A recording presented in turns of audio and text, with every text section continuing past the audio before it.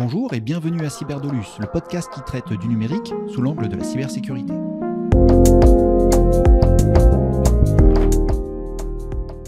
Dans l'actualité du mois d'avril, voici une sélection de 3 sujets qui couvrent la thématique de la protection de nos données et de leur détournement. Je vous invite à consulter l'article intitulé « 6 films de hackers garantis sans suite à capuche » dont vous trouverez le lien en description, de Bogdan Bodnar. Il y liste et détaille 6 films cultes pour passer une soirée avec des hackers. Mes 2 films préférés sont Wargame et Millennium, les hommes qui n'aimaient pas les femmes. Ils sont assez réalistes pour toucher du doigt les méthodes des hackers et ils doivent également ouvrir notre esprit à une discipline récente, l'OSINT. Derrière cet acronyme se cache une discipline qui peut être définie comme le renseignement en source ouverte, c'est-à-dire l'exploitation de sources d'informations accessibles à tout à chacun, des journaux, des sites télévisés, des conférences, à des fins de renseignement.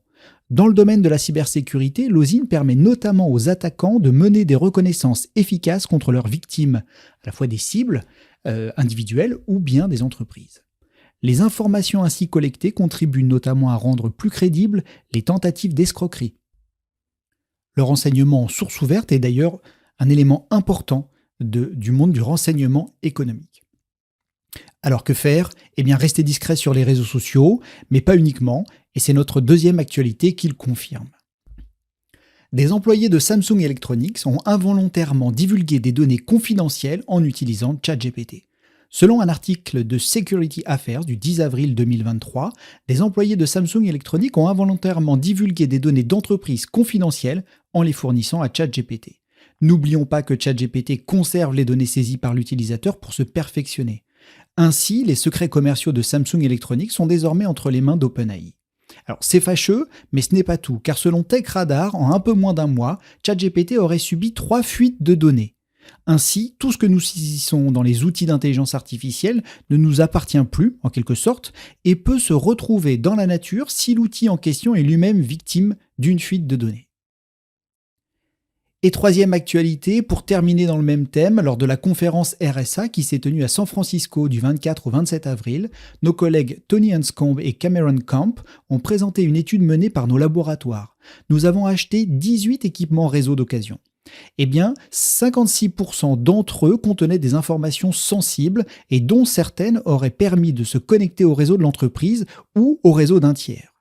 Et voilà notre conseil pour terminer. Suivez une procédure de nettoyage stricte lorsque vous mettez au rebut vos anciens équipements, car même s'ils sont destinés à des écoles ou à des associations, vous ne savez pas entre quelles mains ils vont passer. Je vous remercie pour votre écoute. Passons maintenant à nos chroniques et j'ai le plaisir de recevoir Jean-Jacques Latour de cybermalveillance.gouv.fr et Cyril Bras de l'entreprise Waller.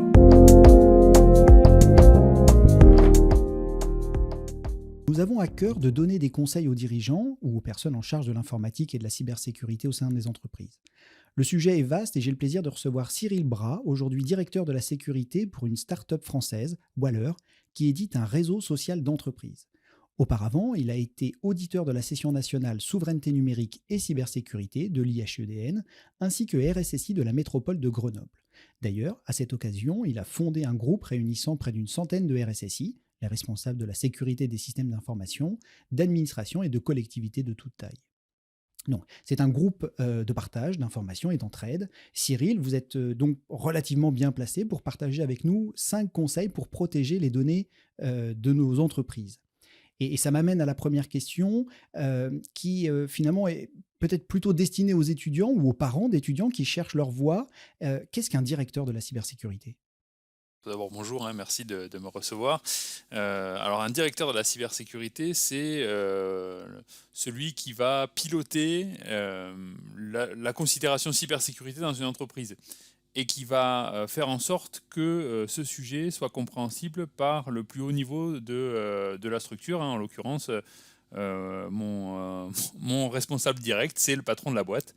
Donc voilà, l'idée, c'est d'apporter un éclairage, des conseils et d'aider à la décision sur le sujet cybersécurité. Et est-ce qu'on peut donner une journée type et peut-être des différences avec la fonction RSSI que vous aviez pu occuper auparavant ? Alors, la différence avec RSSI, c'est clairement, on passe de responsable à directeur. Donc là, on prend des décisions. Alors qu'au responsable, on doit juste rendre des comptes. Là, on fait les deux, en fait. on rend des comptes et on prend des décisions. C'est moi qui pilote vraiment l'aspect cybersécurité de la structure. En termes de journée type, globalement, de toute façon, je pense que ça, on retrouve ça dans tout ce qui est sécurité, il n'y en a pas. Même si globalement, j'ai quand même pas mal de boulot, on va dire, administratif, dans le sens où il y a tout ce côté management de la cybersécurité, rédaction de documents, réponse à des interrogations de prospects ou de clients, et puis la vérification en interne que tout est bien mis en œuvre. Et puis encore, regarder ce qui se passe au niveau de nos installations, qui nous veut du mal, qui essaie de venir et pourquoi. Ouais, c'est vraiment un métier, et d'ailleurs c'est assez propre à beaucoup de métiers dans la cybersécurité. On a assez peu de récurrence quotidienne, des tâches régulières, mais finalement on en découvre tous les jours, et c'est c'est ce qui fait l'attrait de nos métiers. Je vois que beaucoup d'entreprises, et beaucoup d'entreprises de taille intermédiaire, n'ont ni de RSSI, ni même la chance d'avoir un directeur de la cybersécurité. Et finalement, pour les aider à appréhender le sujet, j'ai découvert un document qui a été créé par cybermalveillance.gouv.fr et qui est le référentiel des compétences cyber. Et il y a une partie qui s'appelle gestion des actifs. Dans celle-ci, il est recommandé de maîtriser les messageries ainsi que la sécurisation des protocoles associés. Est-ce que vous pourriez nous expliquer, nous donner des éléments concrets à quoi il faut porter attention? Clairement, la messagerie, c'est un des vecteurs privilégiés des cybercriminels, en fait. On a plutôt tendance à penser, notamment dans les petites entreprises, que oui, bon, nous on est une petite entreprise, une entreprise de ferronnerie ou autre. L'informatique, c'est pas notre cœur de métier, on n'a rien à protéger. Et puis les attaquants vont peut-être essayer de s'en prendre à des serveurs, à de la ressource en ligne, alors qu'en fait, l'attaquant, pour lui, c'est beaucoup plus simple de s'en prendre à l'utilisateur final, c'est-à-dire vous et moi, l'humain, le chef d'entreprise, mais aussi ses collaborateurs. Et le vecteur privilégié pour entrer en contact avec les humains, c'est la messagerie. Donc le fait d'envoyer un petit mail, soit en se faisant passer pour un sous-traitant, soit en se faisant passer pour une administration ou autre, ça va être très facile en fait d'obtenir de l'information ou bien de prendre le contrôle de façon plus grave en fait du système d'information de l'entité. Donc là, on est sur une attaque qui, malheureusement, peut être qualifiée de classique, du fait qu'elle existe depuis très longtemps. Moi, je pense en particulier à l'hameçonnage. Est-ce qu'on a d'autres vecteurs qui se développent? Je pense à des outils collaboratifs, par exemple. L'hameçonnage reste quand même le vecteur privilégié. C'est tellement simple. En plus, l'avènement de l'intelligence artificielle, on le voit, la ChatGPT, il y a beaucoup d'articles qui sortent, peut aider en fait les attaquants à mieux créer les mails. À une époque, on se disait ah oui, non, mais un mail malveillant, il est truffé de fautes. Et voilà. Là, maintenant, c'est terminé. Clairement, l'attaquant a suffisamment d'informations sur la structure qu'il cible pour avoir un mail qui va être pertinent. Donc, évidemment, le mail, c'est un vecteur. Les réseaux sociaux peuvent en être d'autres. En fait, tout vecteur de communication électronique peut être utilisé dans ce type d'attaque. Donc pas uniquement, pas uniquement les emails, mais aussi les SMS, la messagerie instantanée. Finalement, à partir du moment où on peut communiquer avec une personne, avec un être humain, eh bien, on a là l'opportunité pour le cybercriminel de s'adresser à nous et d'essayer de nous faire rentrer dans un comportement qui lui permettrait de prendre l'ascendant sur nous. Exactement. Dans le document, ils évoquent également la sécurisation des protocoles. Qu'est-ce que ça implique? Alors ça implique bien d'utiliser des protocoles chiffrés. Euh, donc pour faire simple, en fait, pour le commun des mortels, quand on se connecte sur un site internet, on a soit du HTTP, soit du HTTPS. Quand on se connecte en HTTP, tout ce qui est saisi, toutes les commandes, enfin tout ce qu'on peut faire sur le site passe en clair, c'est-à-dire que quelqu'un qui écouterait le réseau informatique à ce moment-là peut voir les informations qui sont transmises. Donc typiquement, si je tape mon mot de passe et que le site est en HTTP, mon mot de passe passe en clair. Et HTTPS, eh bien là, je viens rajouter une couche de sécurisation du chiffrement qui va faire que la connexion va être sécurisée entre mon ordinateur et le serveur. En revanche, c'est bien ces protocoles de sécurité, mais il faut avoir en tête que ce n'est pas une garantie de confiance. C'est-à-dire que je peux très bien imaginer être un attaquant, envoyer un mail d'hameçonnage avec un lien qui va être en HTTPS. Donc HTTPS, on va dire que les connexions sécurisées, c'est une condition nécessaire mais pas suffisante. Très bien. Donc c'est un point d'attention sur lequel qu'il faut surveiller quand on a un message qui arrive, ne pas uniquement être rassuré par le fait que le site sur lequel on tente de se rendre a un cadenas et en HTTPS. Exactement, ouais, ouais, ça c'est clairement c'est un faux ami en fait, le cadenas vert. Alors maintenant il a disparu, mais à une époque il était vert dans le navigateur. C'est juste, ça indique que la connexion est sécurisée. Mais si en face de moi c'est un pirate, ben, en gros la connexion est sécurisée entre mon ordinateur et l'ordinateur du pirate. Ok, bon, ce qui limiterait que d'autres pirates interceptent les communications, mais au final, de toute façon, on communique avec un pirate. Donc il faut être vigilant. Pour conclure, et si on reste dans les outils de communication, j'ai une question d'ordre pratique sur les réseaux sociaux d'entreprise qui sont de plus en plus répandus. Et une première question à tiroir, je dirais déjà quels sont les enjeux de leurs usages, notamment dans les petites et moyennes entreprises qui sont nos auditeurs en France. Et puis, au final, qu'est-ce que l'on va chercher à protéger exactement pour pouvoir coopérer, collaborer avec ses employés, ses pairs, sans pour autant risquer de la fuite de données ou des cyberattaques pour son entreprise. Alors vous l'avez donné dans la question en fait. Le premier point c'est la maîtrise de l'information. Ou est-ce que c'est une façon pour une entreprise, a priori dont le cœur de métier ce n'est pas le numérique, de centraliser son information, de pouvoir imaginer avoir des sauvegardes, parce que oui, on n'en a pas parlé tout à l'heure, mais dans le cas de rançongiciel ou de ransomware, la sauvegarde, ça va être la seule solution qui va permettre à l'entreprise de survivre. Donc ça va être déjà cette première étape-là. Et puis vient là-dessus s'ajouter d'autres considérations qui sont la souveraineté numérique. C'est-à-dire qu'en fonction de mon fournisseur de solutions, mon fournisseur d'hébergement de ma plateforme de travail collaboratif, eh bien, ces données vont être hébergées en France ou en Europe ou ailleurs. Et en fonction de l'appartenance de l'entreprise, elles peuvent être soumises à des lois extraterritoriales. Hein. C'est le cas pour toutes les solutions proposées par des solutions non européennes, on va dire, où eh bien, clairement le droit américain s'applique et vos données peuvent être récupérées par l'administration américaine à votre insu. Et est-ce que, en tant que TPE, PME, alors moi je fais le parallèle avec le grand public que je rencontre souvent, qui peut parfois me dire je n'ai rien à cacher ou je n'ai aucun problème à ce que l'on accède à mes données, j'accepte les conditions générales d'utilisation, les yeux fermés de tous les grands services. Euh, comment ça se passe en fait dans la vraie vie et quels sont les enjeux, peut-être à la fois pour les particuliers mais aussi pour les entreprises? En fait, il faut voir à plus long terme.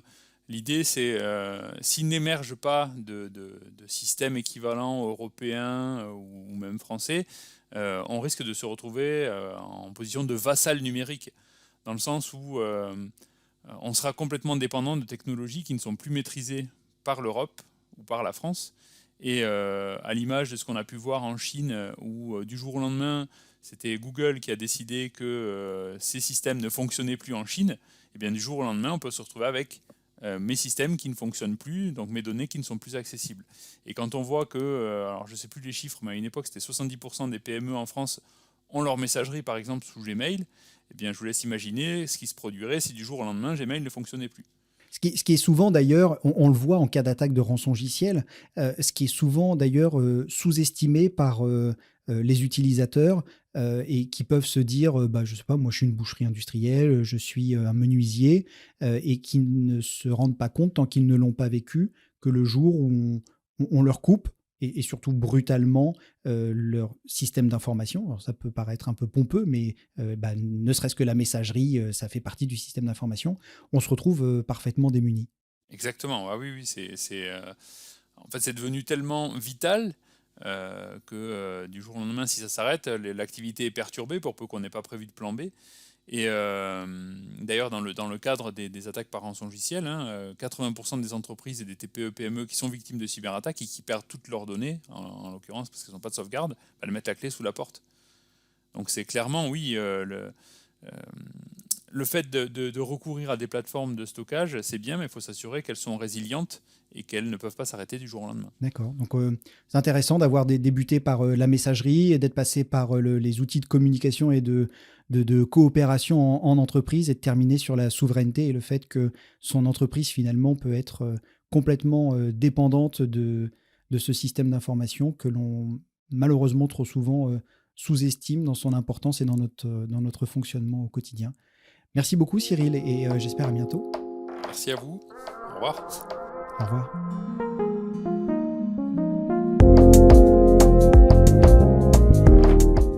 Informer, assister et prévenir sont les 3 missions du dispositif cybermalveillance.gouv.fr.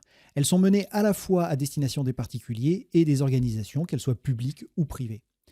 Pour le dispositif, 2022 fut non seulement l'année de son 5e anniversaire, mais surtout une année chargée, à la fois à cause d'une grande activité de la menace, mais également par le lancement de nouveaux services et de nouvelles réalisations. J'en ai sélectionné 3 qui concernent les particuliers, car c'est notre focus aujourd'hui. La première est le module d'assistance cyber en ligne, qui, pour rendre son service de diagnostic et d'assistance, a évolué grandement. Le deuxième, c'est le guide cyber et le quiz famille, pour sensibiliser et accompagner parents et enfants face aux risques numériques. Et le troisième, c'est une trentaine de nouvelles fiches pratiques, fiches réflexes ou vidéos, qui portent à plus de 200 le nombre de contenus de sensibilisation et d'assistance disponibles. Et pour être concret et nous donner des conseils avisés, j'ai le plaisir de recevoir Jean-Jacques Latour, qui est directeur expertise cybersécurité au sein de cybermalveillance.gouv.fr. Bonjour Jean-Jacques, est-ce que vous pourriez vous présenter en quelques mots ? Bonjour Benoît, je suis, comme vous l'avez dit, Jean-Jacques Latour, directeur de l'expertise cybersécurité au sein de cybermalveillance.gouv.fr. Alors, cela dit, mon travail consiste en quoi ? Mon travail consiste à essayer d'observer la menace telle qu'elle peut toucher l'ensemble des publics pour lesquels on peut être amené à travailler, particuliers, entreprises, collectivités. Et puis derrière, pas observer pour observer, mais observer pour en faire quelque chose, c'est-à-dire notamment pour réaliser des contenus de prévention qui vont parler au public des menaces qui les concernent réellement, c'est-à-dire comment s'en protéger. Et puis, il y a aussi le volet curatif, c'est-à-dire que les gens peuvent se retrouver victimes de ces formes de cybermalveillance. Et là, il va falloir essayer d'aider les gens à déjà diagnostiquer ce qui leur arrive, mais également leur donner tous les conseils, que ce soit des conseils techniques ou d'ordre plus administratif, pour être capable de faire face au mieux à l'incident qu'ils ont pu être amenés à rencontrer. Merci. Le dispositif a publié récemment son rapport d'activité et celui-ci couvre l'année passée, l'année 2022. Quels sont selon vous les chiffres les plus marquants ? Alors un des chiffres les plus marquants, c'est la fréquentation de notre plateforme. Aujourd'hui, cybermalveillance.gouv.fr, sur l'année 2022, c'est près de 3,8 millions de visiteurs sur l'année, en hausse de plus de 50% par rapport à l'année précédente. Alors, ce chiffre démontre, qui est en constante progression depuis 5 ans, la création de notre dispositif, démontre l'intérêt des publics pour les contenus et pour l'assistance et les services que l'on peut procurer au travers de cette plateforme, mais ça démontre aussi, par certains côtés, une certaine forme d'augmentation de la cybercriminalité. Aujourd'hui, ce que l'on peut constater, et notamment pour les particuliers, l'objet de notre interview d'aujourd'hui, c'est que les particuliers représentent 92% des publics de notre plateforme. Ceci n'est pas étonnant, parce qu'en fait, vous avez 68 millions de Français et vous avez 36 000 collectivités, donc il est normal qu'il y ait plus de particuliers que de collectivités, par exemple. Sur les particuliers, les recherches d'assistance ont porté principalement l'année dernière sur l'hameçonnage, qui est ce que j'appelle être la mère de toutes les attaques, qui représente globalement la première menace parmi les 51 menaces que l'on traite aujourd'hui sur notre plateforme. Et de loin, puisque c'est avec 38% des recherches d'assistance sur notre plateforme. C'est un phénomène qui ne fait qu'augmenter au fil des ans, puisque l'année dernière, en proportion, ce chiffre a encore doublé par rapport à l'année précédente. Et ça représente près de la moitié du trafic, enfin plus de la moitié du trafic de notre plateforme. C'est 1,9 million de consultations pour des faits d'hameçonnage. L'hameçonnage que j'ai tendance à appeler la mère de toutes les attaques, parce que bien souvent un hameçonnage, recevoir un message frauduleux, c'est pas très grave, tant qu'on n'y répond pas. Et une fois qu'on y a répondu, les cybercriminels vont pouvoir en faire des choses qui peuvent être très divers, qui peuvent être du piratage de compte, en passant par l'usurpation d'identité ou d'autres types de menaces dont on reparlera probablement. Arrive juste derrière, l'année dernière, les violations de données personnelles. Alors l'année 2022 a été marquée par 2 violations de données personnelles assez majeures. Ça a été l'assurance maladie qui a eu des piratages pour plus de 500 000 abonnés de ses clients en mars 2022. Ça a été également l'hôpital de Corbeil-Essonnes, près de 700 000 personnes qui ont été concernées par cette fuite de données. C'est 1,2 million de personnes qui sont venues chercher de l'assistance sur cybermalveillance pour dire, voilà, mes données ont fuité, qu'est-ce que je dois faire ? Et on s'est efforcé d'accompagner au mieux ces différents publics, allant jusqu'à d'ailleurs, en coopération avec le ministère de l'Intérieur et le ministère de la Justice, leur fournir une lettre plainte électronique pour faciliter leur dépôt de plainte quand ils étaient victimes d'une attaque. Et enfin, et c'est aussi une des menaces principales, c'est le piratage de comptes. Le piratage de comptes est principalement le piratage de comptes de messagerie, de réseaux sociaux, mais également de sites administratifs, etc., qui suscitent toujours une convoitise très importante de la part des cybercriminels, parce que dans votre messagerie, il y a plein de trésors qui vont les intéresser. Et ça peut aller jusqu'à du chantage, notamment sur du hold-up, sur des comptes de réseaux sociaux, ce genre de choses. Donc vraiment, c'est les 3 grosses tendances principales que l'on peut voir en 2022 sur les publics des particuliers. Ok, c'est intéressant. Et le spam, l'hameçonnage, bon, on va dire que ces messages dans nos boîtes de réception, on les connaît. Les particuliers sont à la fois de plus en plus alertés, ils sont aussi de plus en plus méfiants. De l'autre côté, les outils, la technologie a fait énormément de progrès pour les filtrer. Et on peut se dire que c'est quand même une menace qui, normalement, pourrait être en diminution. Il se trouve que les chiffres que vous annoncez ne le prouvent pas, bien au contraire. Et on se dit aussi qu'il y a une évolution finalement de ces hameçonnages. Qu'est-ce que vous constatez ? Alors, on constate beaucoup de choses. Enfin, si l'hameçonnage continue à être utilisé autant par les cybercriminels, c'est parce qu'il est rentable. Sinon, ils arrêteraient. Comme vous le disiez justement à l'instant, si ça ne fonctionnait pas, ils ne le feraient pas. Ce que l'on a pu observer, enfin ce que l'on peut observer, c'est plusieurs phénomènes. D'une part, les messages d'hameçonnage ou les faux sites frauduleux, enfin les sites frauduleux, sont de mieux en mieux faits, de plus en plus professionnels. En fait, les cybercriminels, aujourd'hui, travaillent en offre de services, c'est-à-dire ils peuvent acheter des faux sites très bien faits au cordeau pour quelques dizaines d'euros ou quelques centaines d'euros. Et donc, c'est de plus en plus difficile pour les gens pour arriver à faire la distinction entre le vrai et le faux. Il faut dire les choses très, très clairement.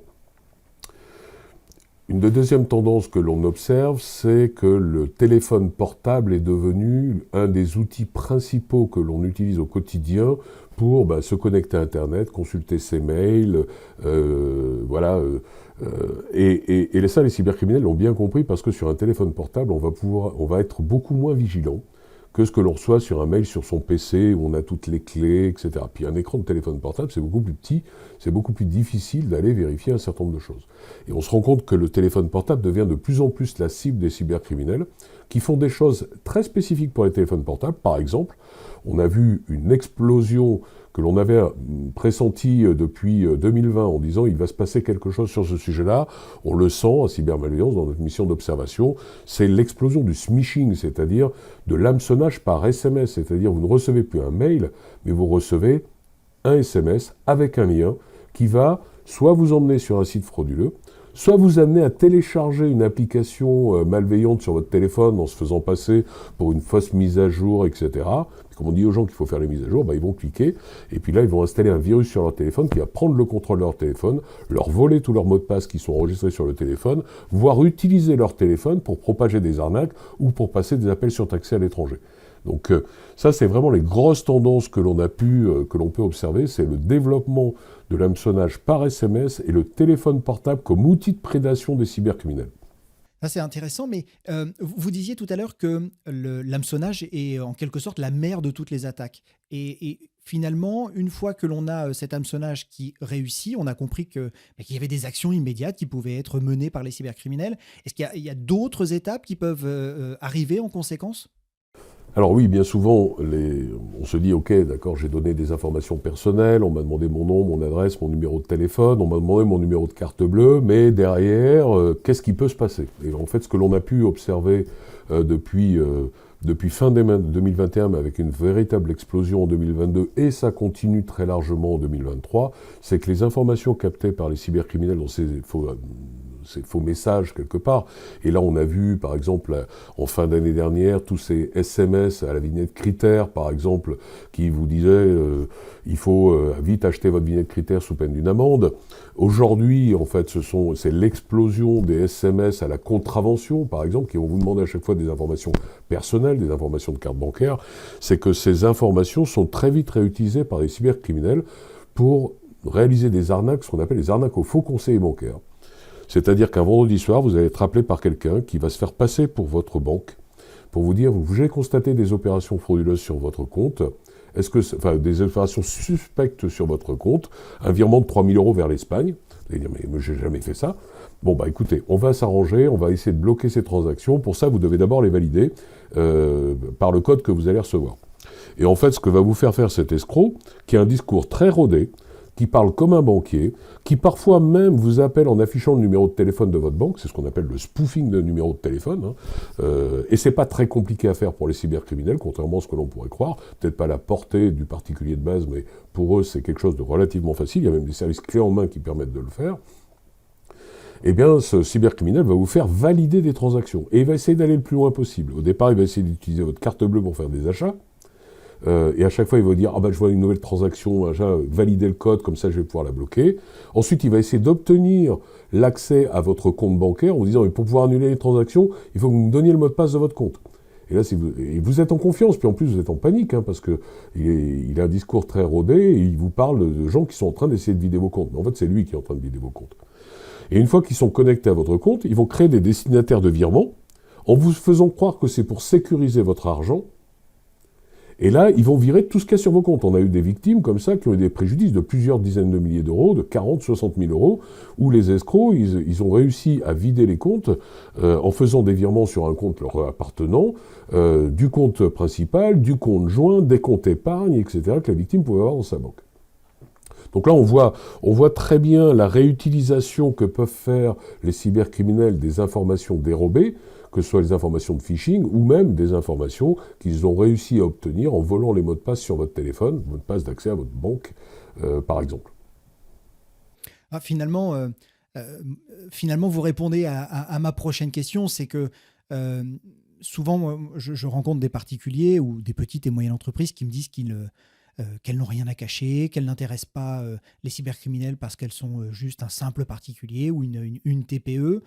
Finalement, on peut dire que tout le monde peut être touché et victime. Alors les exemples l'illustrent très clairement. Il y a eu, de par le passé, des arnaques qui ciblaient plutôt les seniors, qui n'étaient pas très aguerris à l'informatique, etc. Nous, ce que l'on peut voir à cybermalveillance.gouv.fr, c'est que, par exemple, sur les arnaques aux faux conseillers bancaires, on a des gens de tout âge.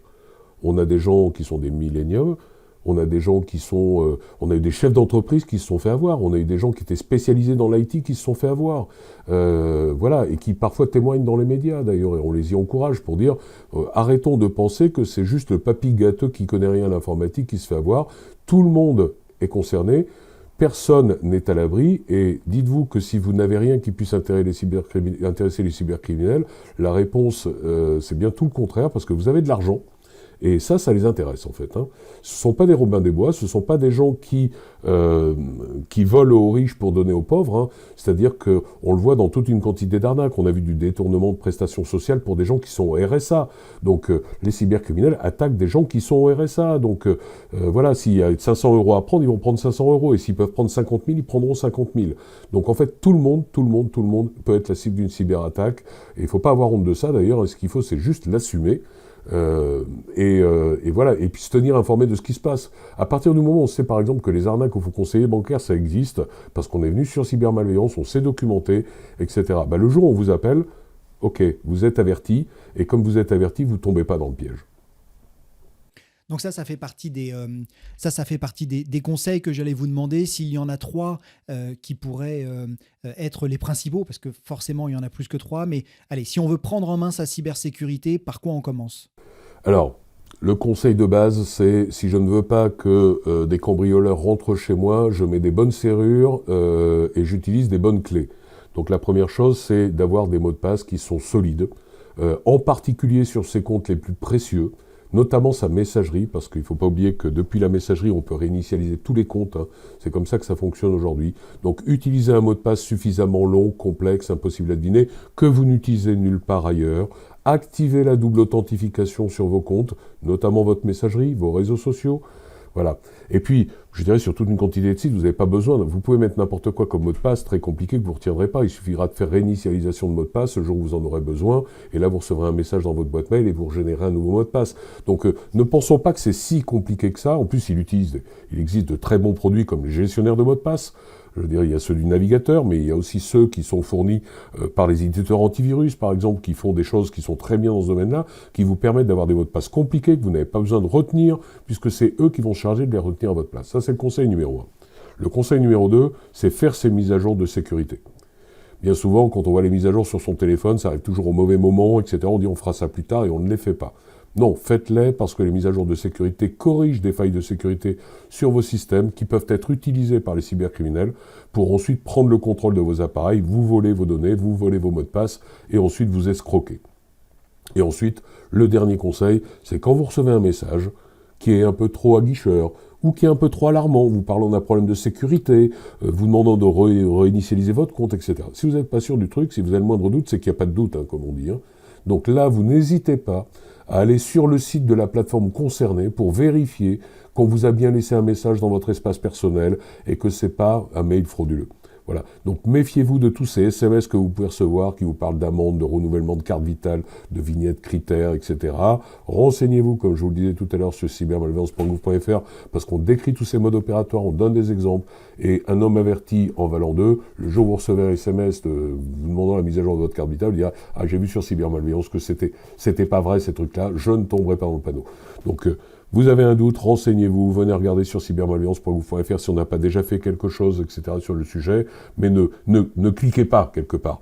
Parce qu'une fois que vous êtes rentré dans cette mécanique, vous y êtes entraîné, vous allez donner de plus en plus d'informations, etc., qui vont être utilisées contre vous. On est quand même face à des professionnels, des professionnels de l'arnaque, des professionnels de l'arnaque cyber, souvent fins psychologues. Moi, je retiendrai deux choses de cet entretien. La première, c'est la vigilance et ne pas céder aux sirènes de tout ce qui peut être finalement trop beau pour être vrai. Et puis la deuxième idée, je dirais, c'est rendez-vous sur cybermalveillance.gouv.fr pour vous informer. Ça vous évitera d'y aller comme victime comme ça d'anticiper encore une fois et de se protéger, prévenir plutôt que guérir. On arrive à la fin de cet entretien. Merci beaucoup Jean-Jacques pour ces conseils et puis également pour l'action que vous et vos collègues menez au sein de cybermalveillance.gouv.fr pour à la fois prévenir, informer et assister les internautes.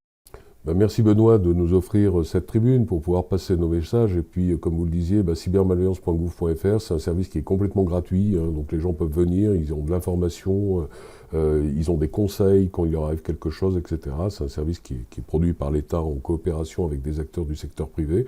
Mais c'est un service qui est offert, qui est complètement gratuit. Donc n'hésitez pas, venez sur cybermalveillance.gouv.fr. Vous y trouverez une masse d'informations pour apprendre à vous protéger et à ne pas tomber dans les pièges des escrocs. Merci beaucoup Jean-Jacques, et à bientôt j'espère. Je vous remercie d'avoir passé ce moment en notre compagnie et vous dis à très bientôt sur Cyberdolus.